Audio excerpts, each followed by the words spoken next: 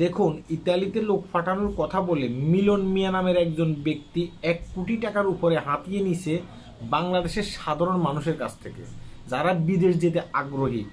এটা হচ্ছে যে বাংলাদেশের পত্রিকা, এবং একটা পত্রিকাতে আসতেছে না, বিভিন্ন পত্র পত্রিকাতে আসতেছে, আপনি গিয়ে দেখে আসতে পারেন। হ্যাঁ, আমি কেন কথাগুলো বলতেছি একটু মন দিয়ে শুনবেন।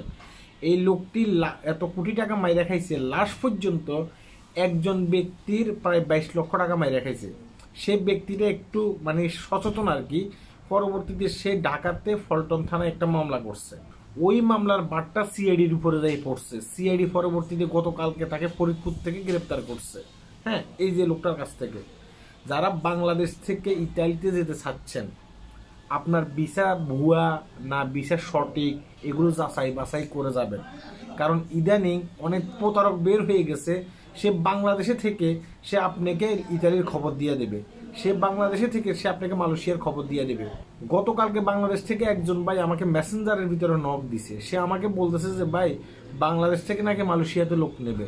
একজন আমাকে বলতেছে, সে বলতেছে 50,000 টাকা এবং কি একটা পাসপোর্ট জমা দেওয়ার লেগে বাংলাদেশ থেকে নাকি মালয়েশিয়াতে আবার লোক নেবে। কথাটা কি সত্য কিনা?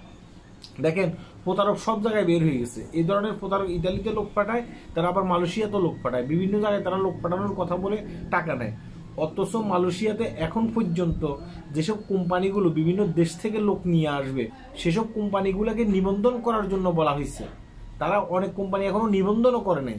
আর এখান দিয়ে আমাদের বাংলাদেশে থাকা প্রতারক চক্র, দালাল চক্র সাধারণ মানুষের কাছ থেকে তারা পাসপোর্ট জমা নিচ্ছে এবং কি 50,000 টাকা করে করে জমা নিচ্ছে।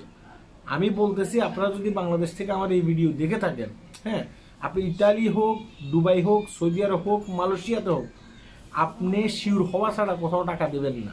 আর বিশেষ করে যারা মালয়েশিয়াতে আসতে আগ্রহী, আমি আপনাদেরকে বলতেছি, এখন টাকা পয়সা জমা দেবেন না, আপনার পাসপোর্ট জমা দেবেন না। পাসপোর্ট জমা দিবেন, টাকা পয়সা জমা দিবেন, এটা নাও পেতে পারেন। এখন পর্যন্ত মালয়েশিয়াতে লোক নিয়ে আসবে, কলিং চালু হয়ে গেছে, এই ধরনের কোনো সিদ্ধান্ততে মালয়েশিয়ান গভর্নমেন্ট পৌঁছাইতে পারে না, এখনো পর্যন্ত পৌঁছায় নাই। হ্যাঁ, অবশ্যই আমাদের ভিডিওগুলো দেখবেন এবং কি আমাদের ভিডিওগুলো শেয়ার করবেন, এগুলো কাজে আসবে।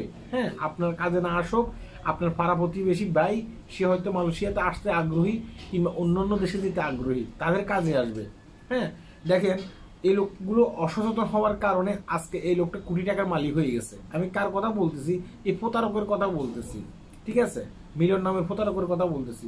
আর একজন ব্যক্তি সচেতন হওয়ার কারণে সে কেস করছে, কেস করার পরে এই লোকটাকে সিআইডি গ্রেপ্তার করছে ফরিদপুর থেকে। এখন কিছু কিছু মানুষ আছে তারা কিন্তু সচেতন নয়, এই কারণে তাদের কাছ থেকে এইসব প্রতারক চক্র টাকা মেরে খেয়ে দিতে পারে এবং কি মালয়েশিয়াতে আনার কথা বলেও টাকা মেরে খেয়ে দিতে পারে। ঠিক আছে, আর একটা জিনিস মনে রাখবেন, আগামীতে যদি আপনি মালয়েশিয়াতে আসতে আগ্রহী হন, অবশ্যই আপনাকে ইন্টারভিউ দিয়ে আসতে হবে। কারণ যেসব বড় বড় কোম্পানিগুলো লোক নিয়ে আসবে, তারা এখান থেকে যাবে, যাওয়ার পর আপনার ইন্টারভিউ নেবে, আপনি ইন্টারভিউতে টিকলে পর আপনাকে মালয়েশিয়াতে আনবে। আর যেসব দালালগুলো বলে যে না এমনি ফাটিয়ে দেবো, এমনি ফাটিয়ে দেবো, তাহলে মনে করতে হবে যে ওই দালাল আপনার কাছ থেকে টাকা খাওয়ার জন্য কথাগুলো বলতেছে। আশা করি কথাগুলো বুঝতে পেরেছেন। হ্যাঁ, আল্লাহ হাফেজ।